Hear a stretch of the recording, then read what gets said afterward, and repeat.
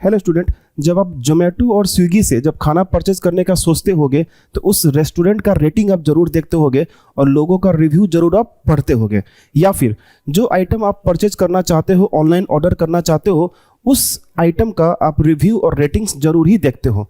उसी तरीके से जब आप फ्लिपकार्ट और अमेजन से कोई सामान परचेज करना चाहते हो तो उस सामान से रिलेटेड जो रेटिंग्स है और जो रिव्यू है वो आप जरूर देखते हो।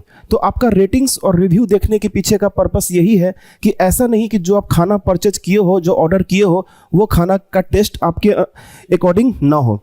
जो सामान आप परचेज किए हो फ्लिपकार्ट और अमेजन से, हो सकता है कि वो कपड़ा आपको सूट ना करे, हो सकता है कि वो आप पे सही ना लगे, हो सकता है जो सामान आपने कोई इक्विपमेंट परचेज किया है, हो सकता है कि वो सही ना हो। तो कुल मिलाकर ये है कि आप ऑनलाइन कुछ भी ऑर्डर करते हो तो आपके लिए इम्पॉर्टेंट हो जाता है रेटिंग्स और रिव्यू। आप देखते होगे गूगल पे आप कोई चीज़ सर्च करते हो तो आपके बहुत सारे सेलर्स मिलते हैं, और जब सेलर्स मिलते हैं तो आप क्या करते हो, रिव्यू देखते हो, रेटिंग्स देखते हो। इसी तरीके से फाइनेंशियल मार्केट में भी होता है। फाइनेंशियल मार्केट में जब कोई इन्वेस्टर अपना पैसा किसी को देना चाहता है, लगाना चाहता है, इन्वेस्ट करना चाहता है, तो जो एक बोरोवर है या फिर कोई म्यूचुअल फंड है जो आपसे पैसा ले रहा है, तो उनके बारे में रेटिंग्स जानना, उनकी रिव्यू जानना, ये बहुत ही इंपॉर्टेंट होता है। इसीलिए सेबी के साथ बहुत सारे ऐसे इंस्टीट्यूशन हैं जो सेबी के साथ रजिस्टर्ड है, और वो उनका काम क्या है, तो उनका काम है रिव्यू देना, रेटिंग असाइन करना। जितने भी चाहे वो कोई बॉन्ड हो, चाहे वो म्यूचुअल फंड हो, इन सबको क्या करना, इन सबको करना कि वो उनको रेटिंग्स प्रोवाइड करना। ये बात आपको समझ में आएगा। तो जो रेटिंग एजेंसी है वो सारे के सारे रेटिंग एजेंसी उस म्यूचुअल फंड या फिर उस बॉन्ड के बारे में, उस डिबेंचर्स के बारे में, उस कंपनीज के बारे में रेटिंग्स और रिव्यू अवेलेबल करवाते हैं। और इंडिया में जितनी भी रेटिंग एजेंसी है उन सब के लिए एक कंडीशन है कि उनको सेबी के साथ रजिस्टर्ड होना बहुत ही जरूरी है। ऐसे बहुत सारे लोग होते हैं जो यूट्यूब पे, फेसबुक पे आप किसी के रेटिंग्स देना स्टार्ट करते हैं, लेकिन सबसे इंपॉर्टेंट ये है कि आपको उनकी बातें मानना चाहिए जो सेबी के साथ रजिस्टर्ड है। ये था हमारा बेसिक इन्फॉर्मेशन। मैं इतनी बातें आपको इसलिए बोला क्योंकि ये हमारे करंट अफेयर से रिलेटेड है और ये जानना बहुत ही ज़रूरी है कि एक्चुअल में ये रेटिंग एजेंसी होती कौन है। हमारा जो करंट अफेयर्स है वो रेटिंग एजेंसी पे है। अभी तक क्या था, बहुत सारे ऐसे इंटरनेशनल रेटिंग एजेंसी हैं जो इंडिया के फाइनेंशियल इंस्टीट्यूशन को या फिर इंडिया के बहुत सारे जो बोरोवर हैं, बहुत सारे फंड हैं, इन सबको रेट करते हैं, उनकी रेटिंग करते हैं और रिव्यू करते हैं। लेकिन अब थोड़ा सा दौर बदल गया है। अभी इंडिया का फर्स्ट जो हमारा करंट अफेयर्स है वो है इंडिया का first credit rating agency in the global rating space. मतलब ये कि हमारे देश का जो रेटिंग एजेंसी है, भारत का ये पहला रेटिंग एजेंसी है जो सेबी के साथ रजिस्टर्ड तो है ही, अब वो इंटरनेशनली जो रेटिंग अवेलेबल करवाएगा। तो ये था हमारा करंट अफेयर्स, आपको समझ में आ गया होगा। इंडिया का ये फर्स्ट क्रेडिट रेटिंग एजेंसी है। अब उसका नाम क्या है, तो उसका जो नाम है वो है आपका CareEdge rating enters global scale rating. तो उसका जो नाम है वो कौन सा है, केयर एज। यहाँ पे आपको नाम दिख रहा होगा, केयर एज ग्लोबल रेटिंग। देखिए, अगर हम बात करेंगे केयर की, ठीक है, तो ये जो केयर है ये ऐसा नहीं है कि ये कोई नया रेटिंग एजेंसी है, ये ओल्ड एग्जिस्टिंग एजेंसी है जो सेबी के साथ रजिस्टर्ड है और इंडिया के मार्केट को वो रेट करता है। अब ये केयर एज अपने एरिया को इंक्रीज किया है, अब ये ग्लोबली रेटिंग करेगा।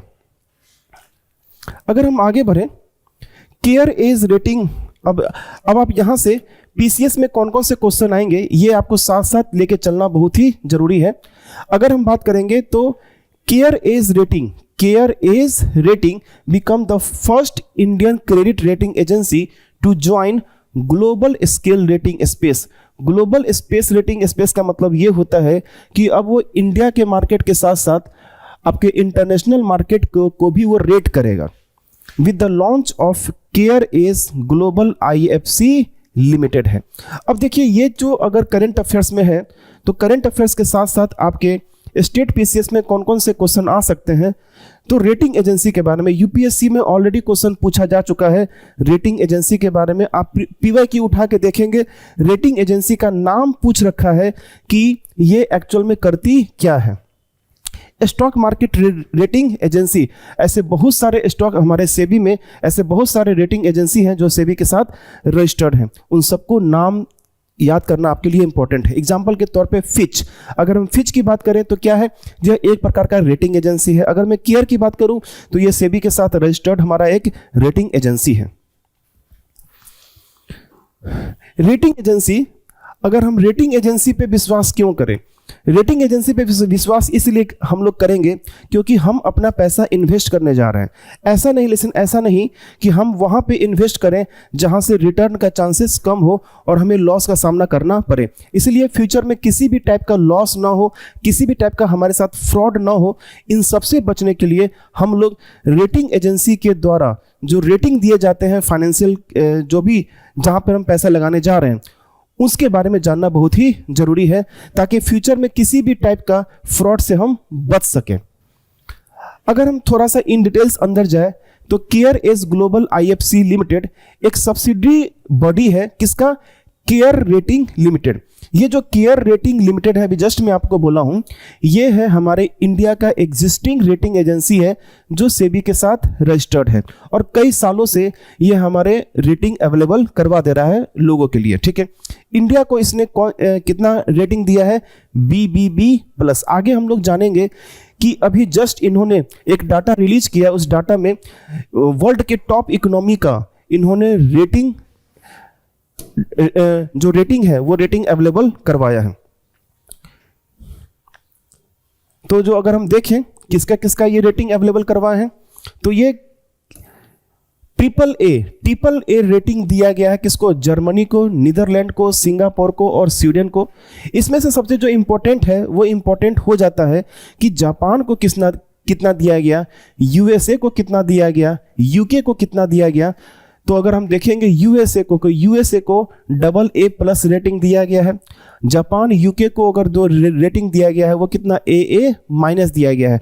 ऑब्वियस सी बात है कि AAA हायर रेटिंग है, AA+ उससे कम है, AA- उससे कम है।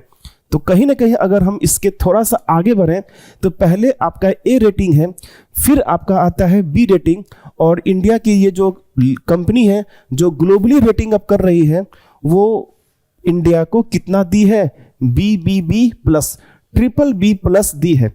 वो BBB+ क्या सोच के दी है? तो BBB+ सोच के दी है कि पोस्ट पेंडेमिक के बाद जो इंडियन इकोनॉमी है वो इंडियन इकोनॉमी कितना इंक्रीज की है, वो फोकस कर रही है इंफ्रास्ट्रक्चर इन्वेस्टमेंट पे। जो इंडिया फोकस कर रहा है, रोड्स बन रहे हैं, डेवलपमेंट हो रहे हैं, उसके आधार पे इंडिया को BBB+ का रेटिंग दिया गया है। साथ साथ यह भी देखा गया है कि इंडिया का जो फॉरेन एक्सचेंज रिजर्व है वो हाई है। इंडिया का जो एक्सटर्नल डेट है वो एक्सटर्नल डेट उतना ज़्यादा नहीं है। इन सबको ध्यान में रखते हुए ही इंडिया को BBB+ का रेटिंग दिया गया है। पीसीएस में डायरेक्ट क्वेश्चन पूछा जा सकता है, केयर एज रेटिंग एजेंसी के द्वारा इंडिया को कितना रेटिंग दिया गया है? ऐसा क्वेश्चन PYQ में आप देखिएंगे, मिल जाएंगे। तो कितना दिया गया है? BBB+ रेटिंग दिया गया है।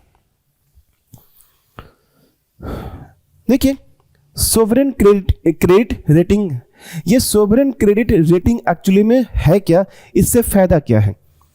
देखिए, इससे फायदा क्या है? सोवरेन क्रेडिट रेटिंग जो केयर एज अवेलेबल करवाएगा वो क्या है? एक्चुअल में किसी भी कंट्री का ये क्रेडिट वर्थनेस बताएगा। It shows the level of risk associated with the lending. जो लोग पैसा लगा रहे हैं कितना रिस्क पे वो पैसा लगाएंगे ये बताएगा सोवरेन क्रेडिट रेटिंग। ओके, अगर हम आगे बात करें तो obtaining a good credit rating is important for a country that wants to access funding for development project in the international bond market। अगर मान के चलिए ये जो केयर एज लिमिटेड है ये किसी भी देश को अगर AAA+ दिया है, इसका मतलब ये कि वहाँ पे इन्वेस्टमेंट करना फ्यूचर के लिए बेनिफिशियल होगा। तो ये चीज़ आप जब सोवरेन क्रेडिट रेटिंग्स के बारे में जब आप समझेंगे, जानेंगे, जहाँ भी आप अगर फंडिंग करना चाहते हैं, इन्वेस्टमेंट करना चाहते हैं, सो वहाँ पे फंडिंग करने से पहले आपको रेटिंग्स जाना होगा। और वो भी रेटिंग्स किसी यूट्यूबर की मदद से नहीं, रेटिंग्स आपको देखना है किसका? तो वैसे रेटिंग एजेंसी जो इंटरनेशनल ऑर्गेनाइजेशन के साथ, जो आपके जो इंटरनेशनल फाइनेंशियल इंस्टीट्यूशन है, कम से कम उसके साथ रजिस्टर्ड हो। अगर आप मान के चलिए हमारे इंडिया के स्टॉक मार्केट, इंडिया का जो स्टॉक मार्केट है वो 2 मार्केट है, BSE और NSE। जैसा कि आपको पता होगा BSE में इंडिया के टॉप 30 कंपनी है और NSE में इंडिया के टॉप 50 कंपनी है।